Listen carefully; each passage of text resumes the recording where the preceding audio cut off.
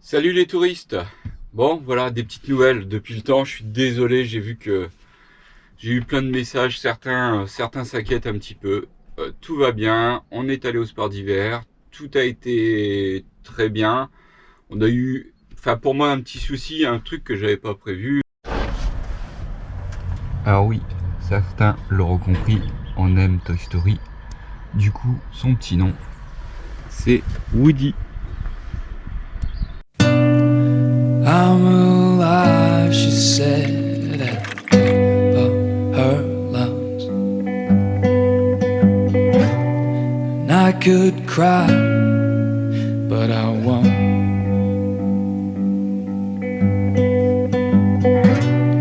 Follow me, she said as she started to run. And I watched on as the rain came down.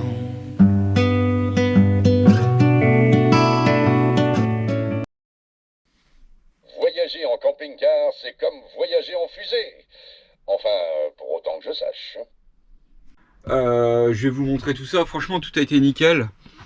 Et vous voyez, j'avais fait pareil. Ça, je l'avais pas montré en vidéo. J'avais mis une petite planche au début et puis ça me plaisait pas trop. Et donc là, juste avec un petit skateboard. Et par la suite, j'aimerais me trouver vraiment un grand snowboard et le faire, le mettre à cet endroit-là et même ragrandir la bande LED. Voilà, c'est juste un petit projet. Ça, c'est à suivre. La planche qu'on a mis, franchement, ça a été nickel, c'était parfait. Je trouve, même pour sortir, ça gênait pas parce que de toute façon, quand c'est l'hiver, on ne fait pas que d'entrer et que de sortir non plus. Mais franchement, c'était parfait. Juste après la vaisselle, c'était top. L'autoradio, je sais plus, parce que des fois je mets des vidéos sur le groupe Facebook, alors je sais plus si j'en ai parlé en vidéo sur YouTube, mais franchement impeccable. C'est ça, je regrette pas du tout. Donc du coup, il est branché sur la batterie solaire. Il est branché sur la batterie solaire avec une enceinte ici, une là et une là. Mais je crois que j'en avais parlé en vidéo. Son souffleur qui s'est catété, Jean-Marc. Et de retard. Bon, un petit montage vite fait. Je passe via l'autoradio et puis ça retransmet. On va oublier les Bretons. Dans les enceintes. Et franchement, ça a été top, même pour avec l'ordinateur. Et franchement, ça rejette le son au top. La salle de bain, bah, ça a été parfait aussi. Tout ça, je vous expliquerai tout. Même là, je vois les douches solaires. On a utilisé les douches solaires. Et franchement, ça a été top. J'avais vu ça dans une vidéo. Il parlait de sa douche qu'il mettait devant le chauffage. Et du coup, nous, au début, j'utilisais pas les douches solaires, on utilisait vraiment la douche normale. Et c'est vrai qu'on consommait beaucoup plus en eau. Et ça, je sais qu'on consomme très très peu en eau. Et on les utilise l'été. Et du coup, bah, je les avais mis là en test. Et franchement, c'est parfait. Les douches, elles sont au top. Donc, ça faisait double emploi pour le chauffage. Le chauffage, ça a été extra. Bah, je vais vous dire en même temps ce qui n'a pas été. Et puis, de toute façon, c'est pas grave. L'autre vidéo, elle sera vraiment consacrée au sport d'hiver. En fait, j'avais vu sur une vidéo, c'est Danny Truck, je crois, qui parlait que son chauffage chinois, lui, a séché vachement. Donc je m'étais pas inquiété là-dessus. Et du coup, on est parti au sport d'hiver. Et donc du coup, j'avais mis... Hop, je vais retirer ça. Je le remettrai après. J'avais mis un petit... voilà, un thermomètre ici, je l'ai mis à la porte. Je sais, c'est juste pour avoir des valeurs hein. Et pour avoir le taux d'humidité. Donc si j'appuie là-dessus, vous voyez, maximum, on est monté à 99% d'humidité. Énormément de condensation et surtout de la condensation dans la capucine. Alors ces fenêtres-là, on a eu pas mal de condensation. Alors ça coulait ici et après, ouais, ici, il n'y a rien du tout. C'est moi qui ai mis un petit bout de sopalin pour en fait, dès qu'il y a de l'eau là, ça retombe, ça aspire et puis ça retombe au point le plus bas. Parce qu'en fait, il est tout coulé ici, dans la capucine. Hop, voilà. Alors la fenêtre là, bah, je me demandais si j'allais la condamner ou pas. Et vu dans l'état qu'elle est, bah, je vais la condamner. C'est ce qui me retenait. Ah bah vous voyez, regardez. Je vais vous montrer. C'est ce qui me retenait encore à faire les travaux. Mais regardez ici là.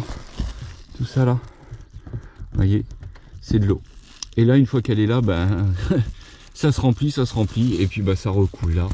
Et puis bah, après sur le matelas et tout.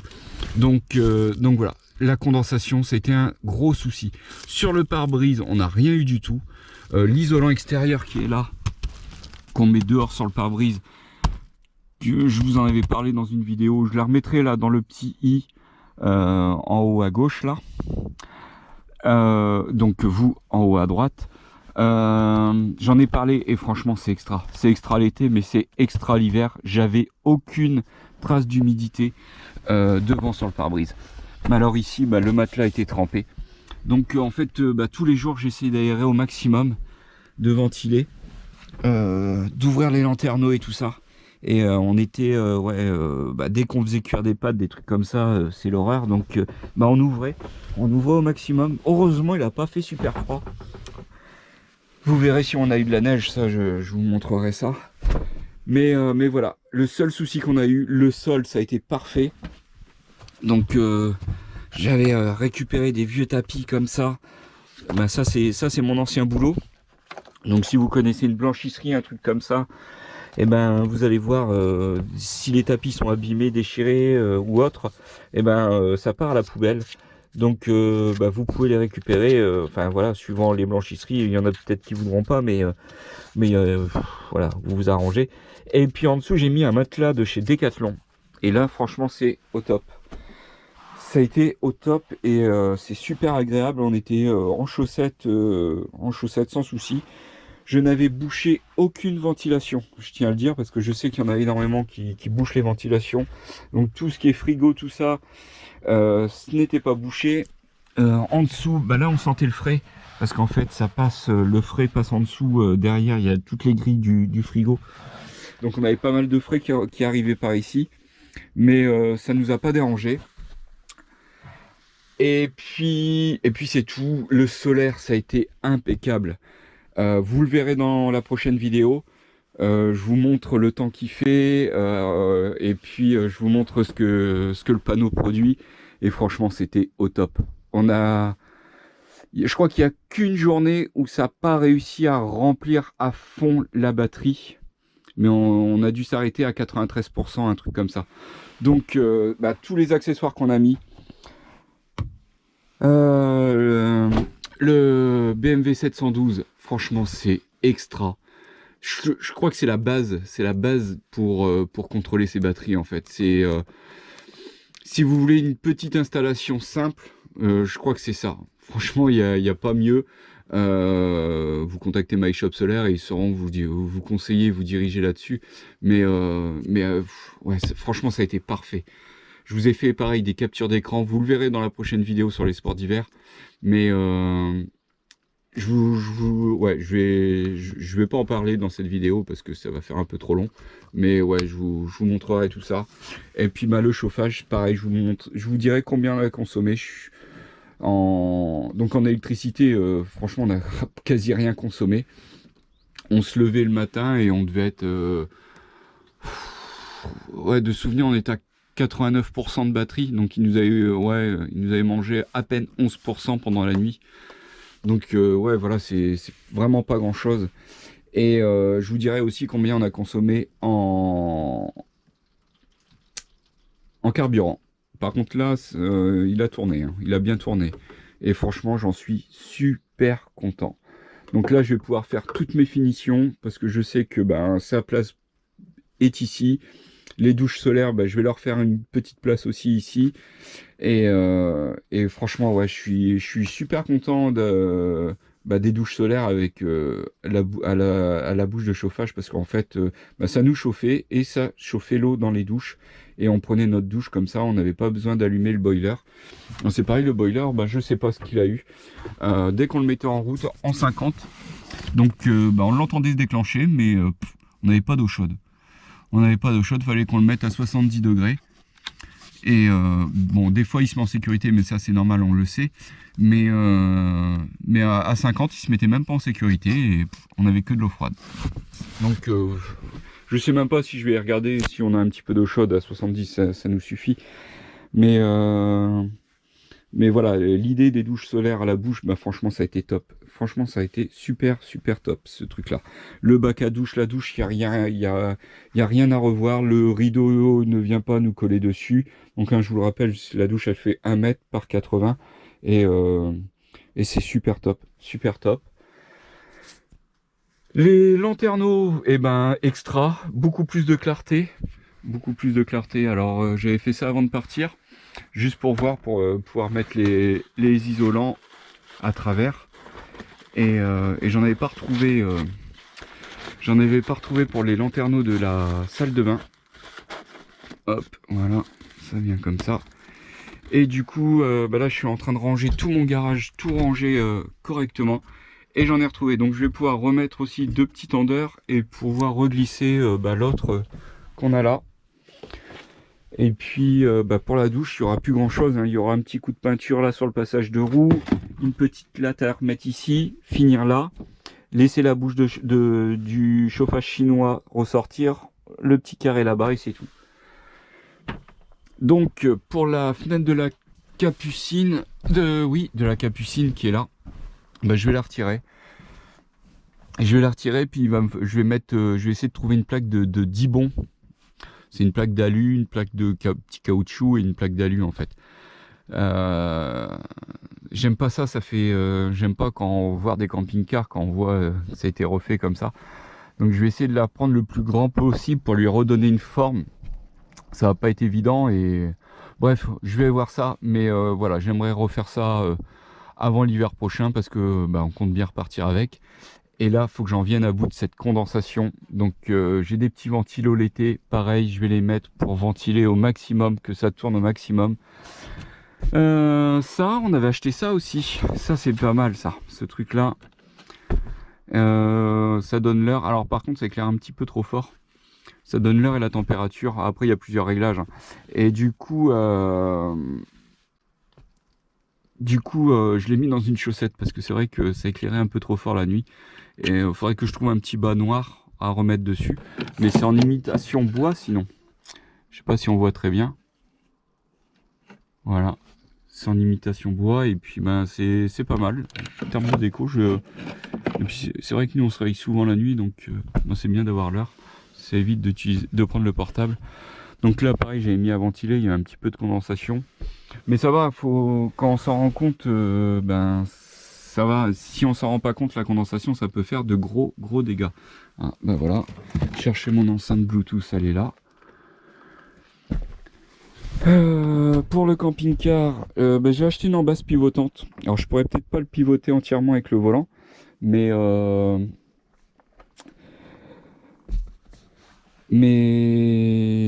moins je pourrais le tourner un quart de tour et puis peut-être à l'usage retirer ce truc là ce qui nous ferait gagner un peu plus de place, ce qui ferait un peu moins cloisonné à ce niveau là.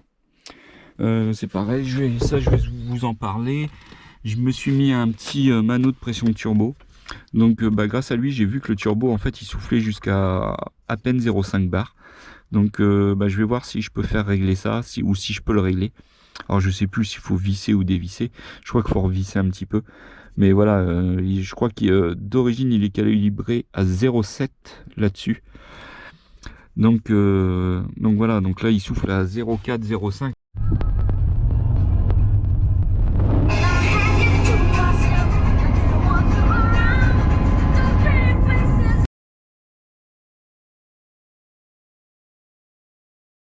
Et c'est vrai que si on peut gagner quelques petits poneys comme ça, là-dessus c'est pas grand chose, mais ça fait beaucoup.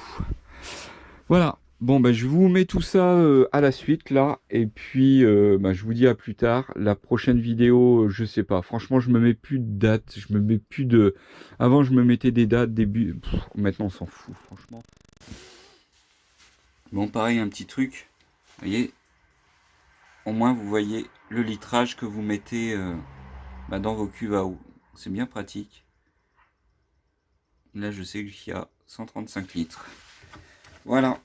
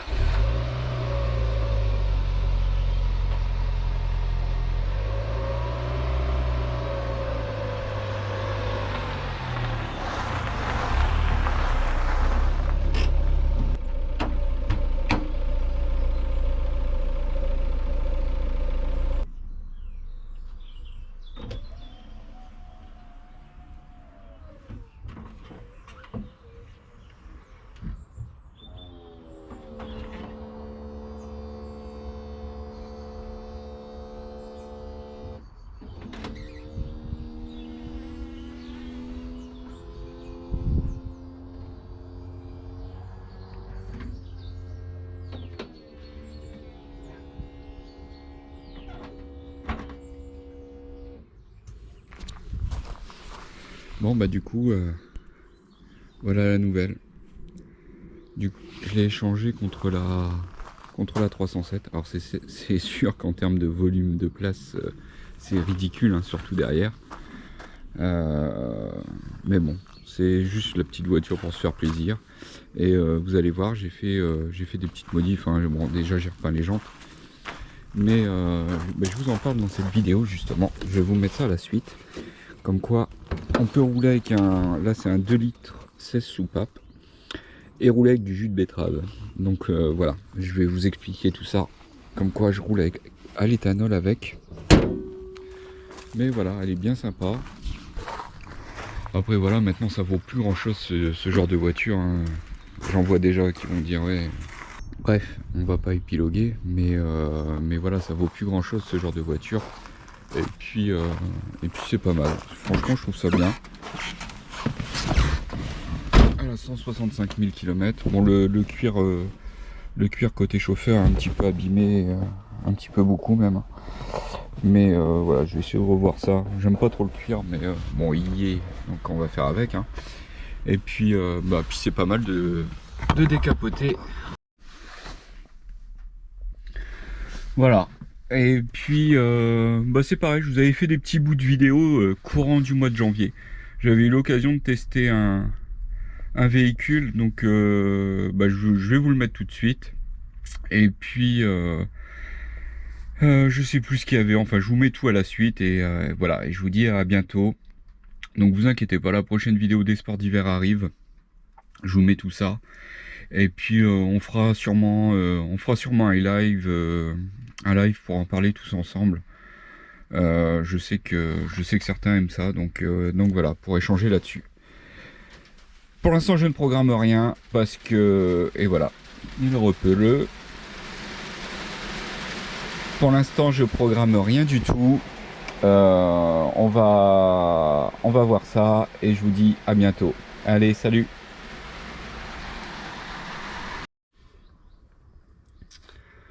Bon, petite vidéo là, je suis sous la 206 et ça c'est une sangle métallique qui tient le réservoir en fait. Elle est complètement morte. Donc j'ai la neuve, hop, qui est juste là. Mais je galère parce que pour l'avoir, il faut que j'arrive à avoir cet écrou là qui est complètement rouillé. Donc on va forcer un petit peu. Allez. Bon voilà, c'est pas sans mal, mais elle est sortie. Du coup je vais nettoyer un petit peu le réservoir. Et puis je vais bourrer de graisse cet endroit là pour éviter que l'eau stagne. Parce qu'en plus ils mettent une gorge à cet endroit là pour bien que l'eau reste. C'est bien pourri putain. Et mais ça de toute façon ça passe plus au contrôle technique, donc ça faut que ce soit fait avant le contrôle surtout.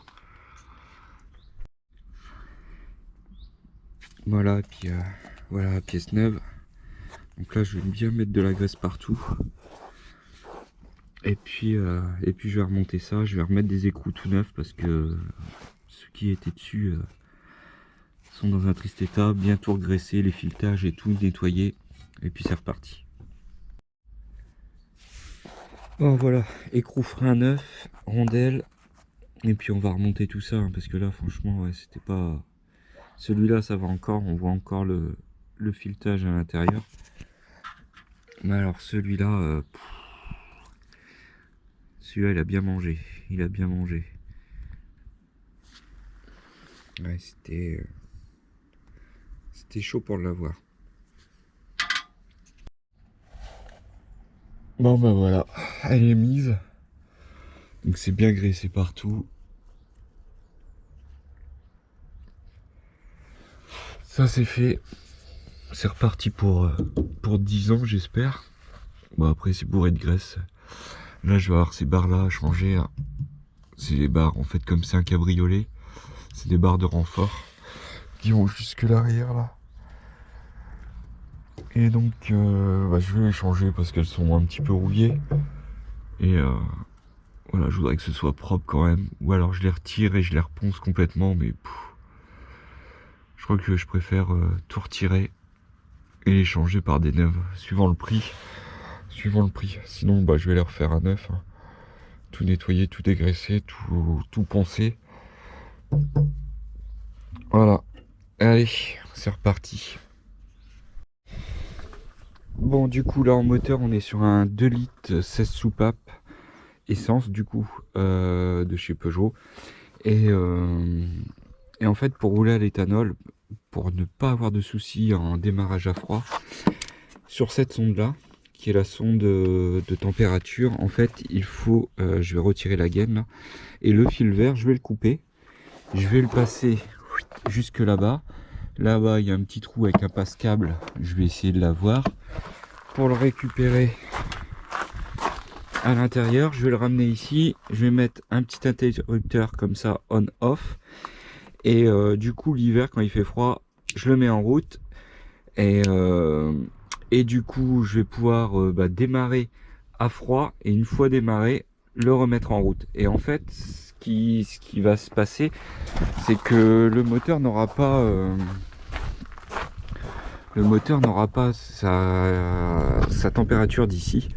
Et du coup il va démarrer mais en mode grand froid. Pour lui il y a une anomalie, et quand il y a une anomalie il se met en mode grand froid, et donc ça évite d'avoir des soucis de démarrage. Et donc à l'éthanol, comme le rapport par rapport à l'essence et tout ça, c'est pas les mêmes, c'est pas, pour faire simple, c'est pas le même allumage on va dire. Et l'oxygène et tout ça apporté n'est pas la bonne quantité, et donc en faussant ça, on n'a pas de souci de démarrage. Donc ça marche chez Peugeot, Citroën et aussi chez Renault. Donc ça dépend des véhicules, etc. Après il faut vraiment bien prendre son temps et le temps de tout regarder, de tout lire. Donc là moi c'est le fil vert, je vais retirer la gaine là, je vais couper le fil vert, et puis je vais mettre 2 cosses de chaque côté avec un autre fil qui part jusque là-bas. Et voilà, allez c'est parti. Bon du coup, malgré que j'ai l'intérieur cuir, j'aime pas le cuir, j'ai pris le bouton du l'emplacement pour les sièges chauffants. C'est un cuir mais il est pas chauffant. Du coup j'ai plus que ça à remettre là, et puis passer mes fils, et puis c'est bon. Donc voilà, c'est pile poil, il me reste un interrupteur basique, et il a trouvé sa place. Ça c'est cool. Bon voilà, les fils sont passés, l'interrupteur est mis, et du coup là j'ai retiré la gaine, et puis faut que je coupe ce fil là et que je raccorde là dessus. Un moment délicat parce que ça va être chiant de dénuder à l'intérieur, mais voilà, il va falloir le faire. Voilà. Hop.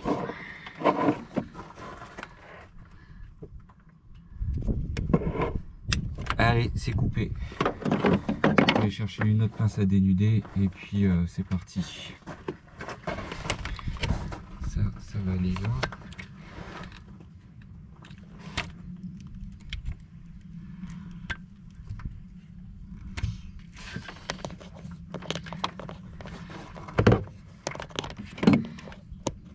Hop.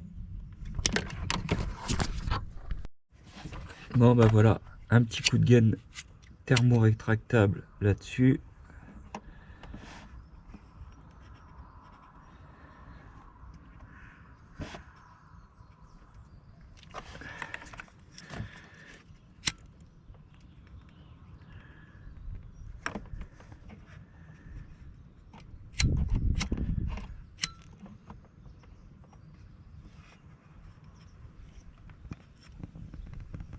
Et voilà. Et puis on remet cette sonde.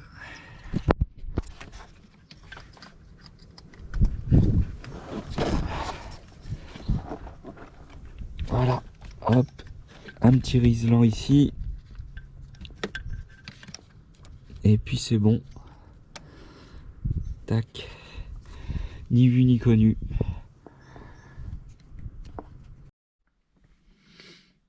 Bon voilà, donc là j'ai mis l'interrupteur juste là sur la position hop 0. Je mets le contact. Normalement ça détecte que il n'a pas la température de la sonde et donc il doit se mettre en démarrage grand froid anomalie et du coup démarrer presque correctement.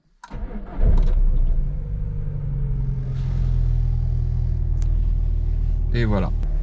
Et du coup là on tourne à 100% d'éthanol.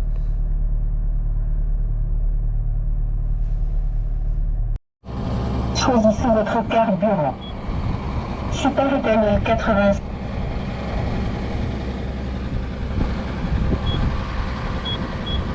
Composez votre code.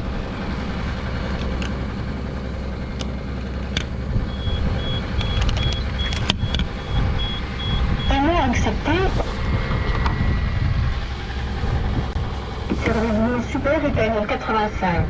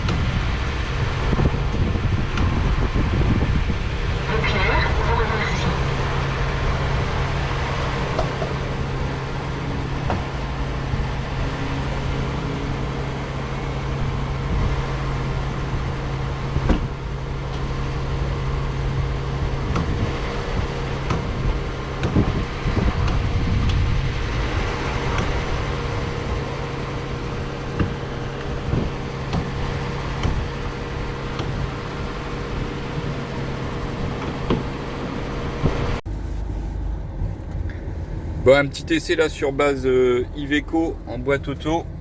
Par contre la consommation on est pas loin aux alentours de 20 litres. Hop, je vais essayer de revenir.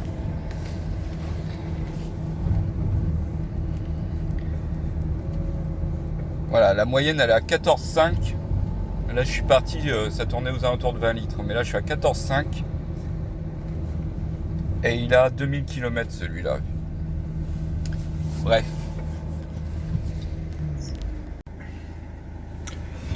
Bon, un petit retour. Du coup, on a fait je ne sais plus combien de kilomètres. 140 km. Voilà. Et donc ça c'est pour le B. Là, nous on est sur le A. Donc le A il est là, donc 17,6 litres au 100 pour 140 km. Et sur le retour on était un petit peu chargé. Et il est resté en 7ème. Il y a eu 8 vitesses dessus, il est resté en 7ème à 110 à 2000, un peu moins de 2500 tours minute. 130, on est presque à 3000 tours minute, mais ouais, ça consomme. Hein. Franchement, ouais, c'était, ça a consommé pas mal quand même. Donc après, si c'était à acheter, je crois que j'achèterais pas ça. Hein. J'achèterais les anciens modèles. Hein. Là, c'est le tout dernier et je suis pas satisfait. Hein. Les anciens modèles, je sais que ça marchait super bien. Bon, ça consomme, hein, c'est sûr, mais c'est... Là, dès qu'il y a... Je devais avoir un peu plus de 500 kilos derrière. Et on sentait vraiment que c'était vraiment bien faiblard. Voilà. Bon bah allez. Test non concluant pour moi. Là vous voyez, ça c'est un petit sprinter. Ça c'est parfait là. Là vous faites un petit double plancher là-dessus. Avec le Webasto qui souffle entre les deux planchers avec quelques bouches par-ci par-là. Vous avez la chaleur aux pieds. Ça aménager ce serait le top. Avec un lit au fond. Sur soute. Comme ça vous pouvez arranger vos outils et tout ça. Ça c'est parfait ça.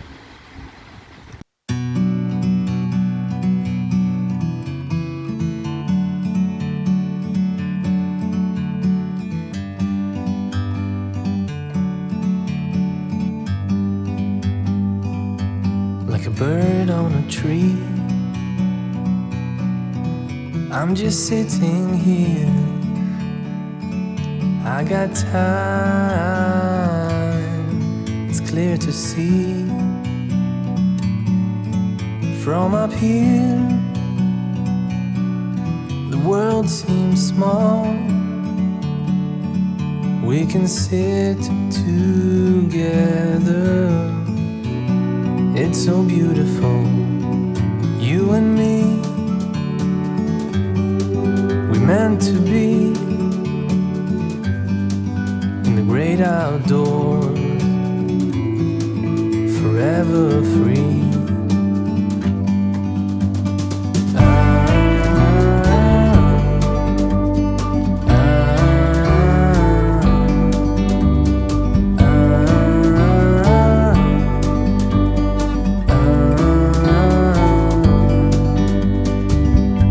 Sometimes you need to go and take a step back to see the truth around you. From a distance you can tell